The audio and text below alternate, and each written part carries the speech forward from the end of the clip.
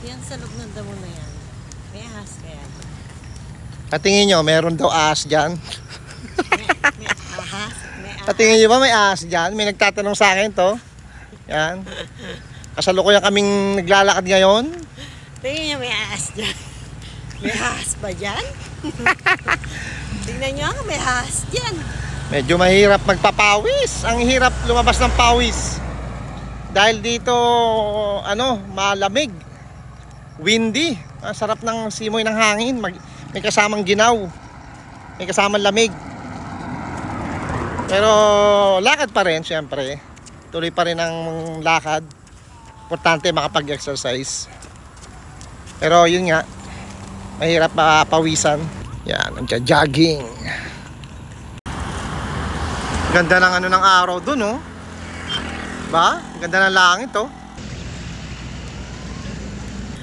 Masarap maglakad. Pero yun nga lang, talagang tagal bago lumabas ang pawis. Ang panahon para ka nasa Tagaytay. Sarap ng panahon. Ang pakiramdam mo pag yung hangin dito, ang pakiramdam yung parang unang bukas mo ng rep, tapos na malalanghap mo yung lamig, yun parang ganun yung hampas ng hangin ngayon. Sarap. Tapos may makikita ka pang simbahan doon. Yun, oh. Ganda ng view, di ba? Saan ka pa? Tapos yung langit, oh, tamo, oh. Talaga mawawala ang konting problema. Mababawasan ng stress. Di ba? Gandang tignan. Siyempre, paminsan-minsan kailangan nating mag-relax, lakad-lakad, para yung mga taba-taba, yung mga stress, sabi nga stress sa katawan ay mawala. Yan, o, kung titignan mo yung langit, yung ulap, yung paligid, ramdam mo talaga na maganda yung panahon, mahangin. Yan, o, tama, walang tigil ang puno, o.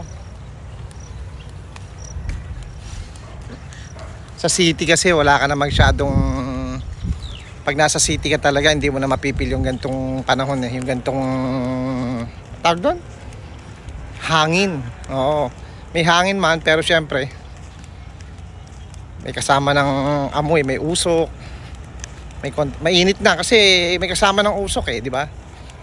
Kaya ilang minutes ba yung gagawin? Parang haba. Pati bata, di ba, tumatakbo. Oo.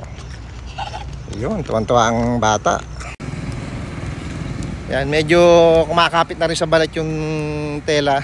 Ibig sabihin may konting pawis-pawis na.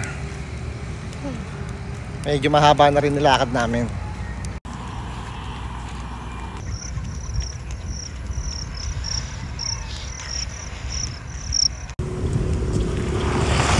Medyo dumidilim-dilim na.